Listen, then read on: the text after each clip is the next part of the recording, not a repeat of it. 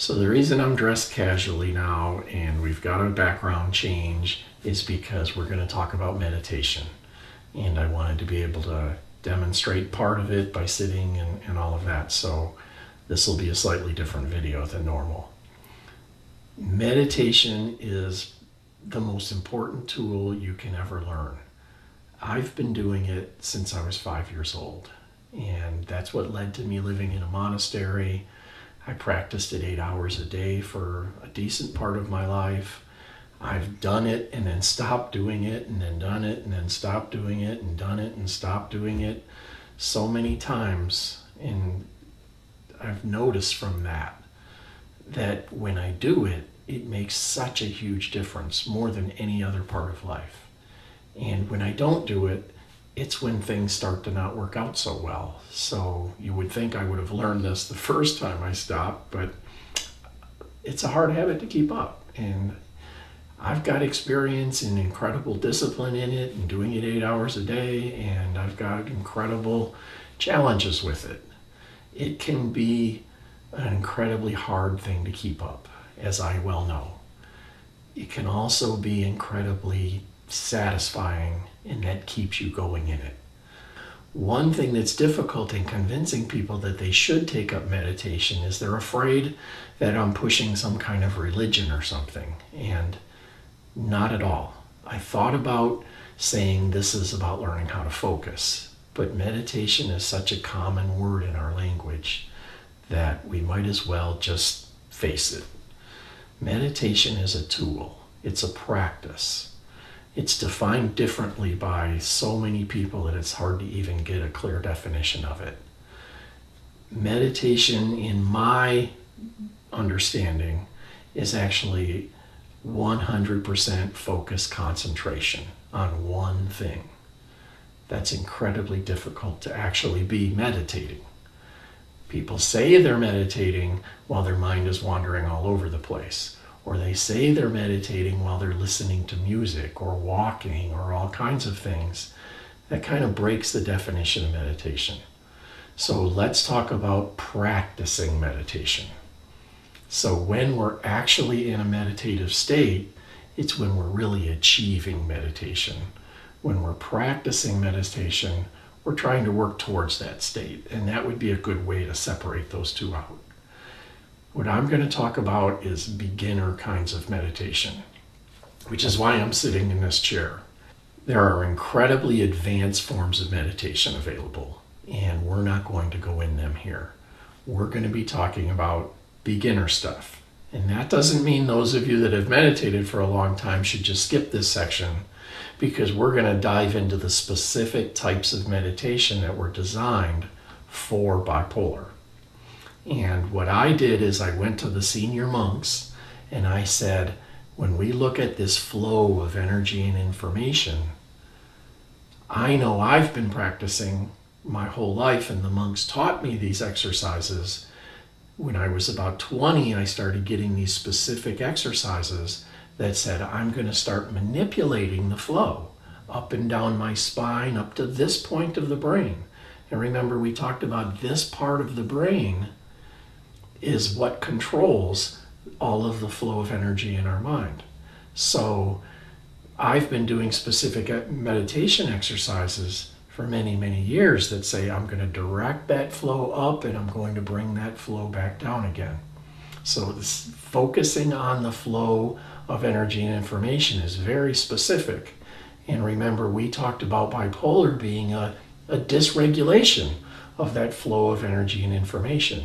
So the specific meditations we're going to be talking about are manipulating first indirectly, and as you become really good at it, you'll start graduating to more advanced forms where you're actually directly manipulating that flow.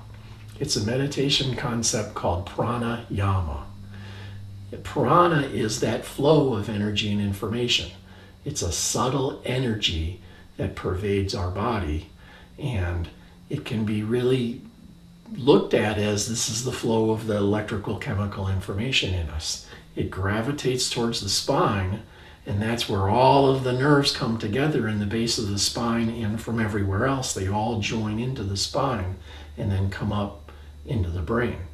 So that's what we're doing when we look at pranayama types of meditation. We're bringing the energy from all of the parts of our body into the spine and then up to the top, and then letting it go back down again. And we're directing that on purpose. That's a fairly advanced form of meditation. There are simplistic ways of doing that, and that's what we're going to be talking about. So the lessons will be, how do we use a meditation technique? How do we focus our minds? How do we focus specifically on the flow of energy and information inside of us so that we can start to know about that flow of energy information, increase our awareness, and also increase our understanding of it and our ability to actually direct it. That's what we'll be practicing. So before that, we want to just talk about the basics for those that have no experience whatsoever. You'll see I'm sitting comfortably in a chair. My feet are flat on the ground. I found a chair that I'm not like this, or I'm not with my knees up. I'm kind of in a comfortable position. And then my spine, since all of that energy is going up and down it, we don't want to have a kink in our spine because that's going to cause blockage of that flow. We want to try to get our spine erect. Now, if you look at the spine, it actually curves. So we're not saying you want your spine straight. You want your spine to follow its natural, proper curve. Well, if you go to a chiropractor can help you to realign that and teach you how to sit in a way that actually enables that. Well, short of going to a chiropractor or a yoga instructor and learning how to do that, find a comfortable seat.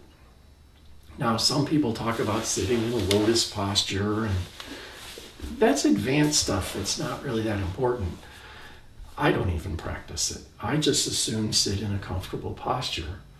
It wasn't my upbringing, even though I did practice hatha yoga, to make that part of my meditation the habit.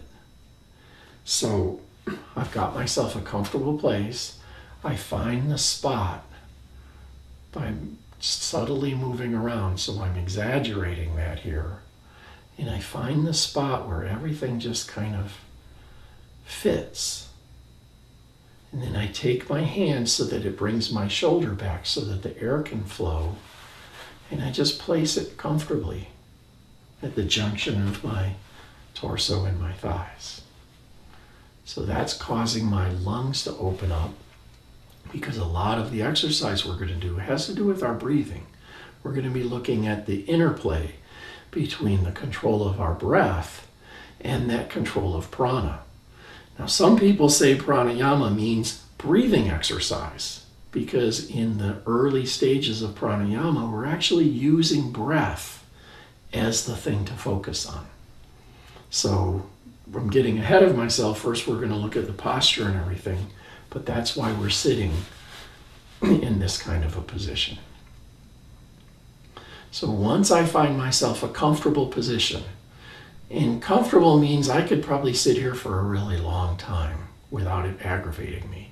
I couldn't sit for this for a long time because I would start to get sore because my musculature is working to try to hold me up. So what I'm doing is I'm finding a place that's comfortable for me to sit. In hatha yoga, they call this an asana. It's a posture that is conducive to not only health, but conducive to the meditation process. So this is a simplistic form of an asana, but I'm sitting in a way that is conducive to me meditating. It's not a distraction. The other thing to think about is the way the mind works. The mind has this constant thoughts going on and self-talk and all of this stuff. That's the natural nature of an undisciplined mind. So when we start to practice this meditation, our mind is going to resist it like crazy. It's going to wander off because that's what we've been allowing it to do for so long. If we could control the mind and not let it wander off, Just imagine how well we can control bipolar. Because a lot of the problems in bipolar is the mind running on its own outside of our control. So the exercises are all about learning to focus, learning to bring it back in. So to that end, one of the simplest meditation techniques is to take up the posture and just watch my breath go in and out. So I will just recognize that my breath is coming in. I'll just sit here and I'll go, it's coming in. And then if it pauses on its own, I'll just recognize that it's not flowing, and then I'll watch it flow out. It's going out right now. And I'm going to have a natural tendency to try to control that. As I pay attention to it, I'm going to try to control that. Well, some meditation exercises specifically does say try to control that. Others say try not to control it whatsoever. Try to just watch it. So our first one is just watch it. We're just going to watch it coming in and it flowing out. It's coming in and it's flowing out. And we're not worrying about the speed, the pace, anything. We're just trying to pay attention to just that. Now, to accommodate our mind that likes to wander, maybe every few breaths or every once in a while, we might take a check on our body. Do I have some tension down here in my calf? Can I release it a little bit? Am I tense up here? Can I just release it a little bit? So I'll try to sit like this. And I'll try to just recognize tension. I'll do a check through my body and just try to release it a little bit. And then go right back to watching that flow going in and out. And try to do that for several minutes. I used to try to get people to say, just try it for 3 minutes. And that's powerful. But try it for 10. Maybe try it for 3 for a while and then set a timer and go, I'm just going to do this for 10 minutes. And that's the beginning of a meditation practice.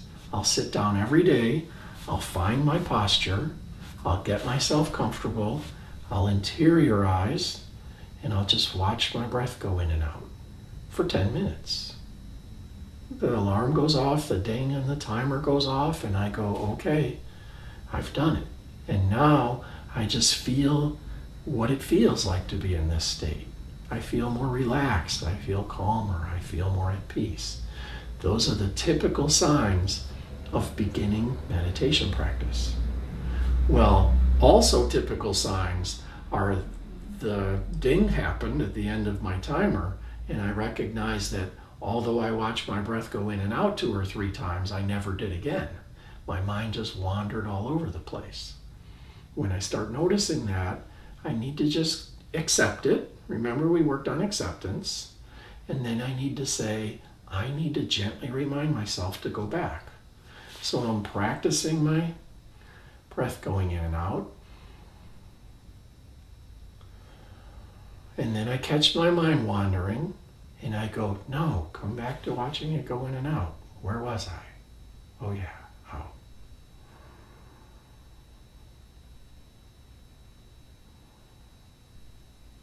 And then it goes and wanders again. And that's normal at first.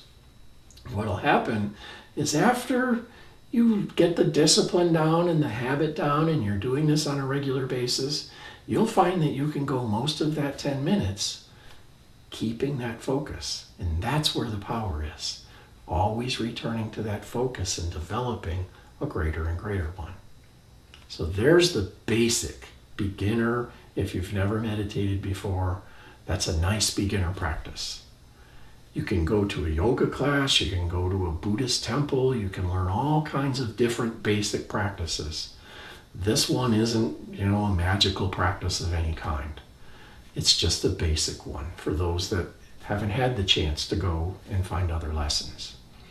From there, we're going to talk about bipolar specific meditations. So those we want to really focus on even though they may seem simple, they're simple but building. So one exercise builds upon the other, and as we get good at those, and you come back to us and say, okay, I've gotten a good discipline on those, there are far more advanced ones to share that we're not going to do in this segment.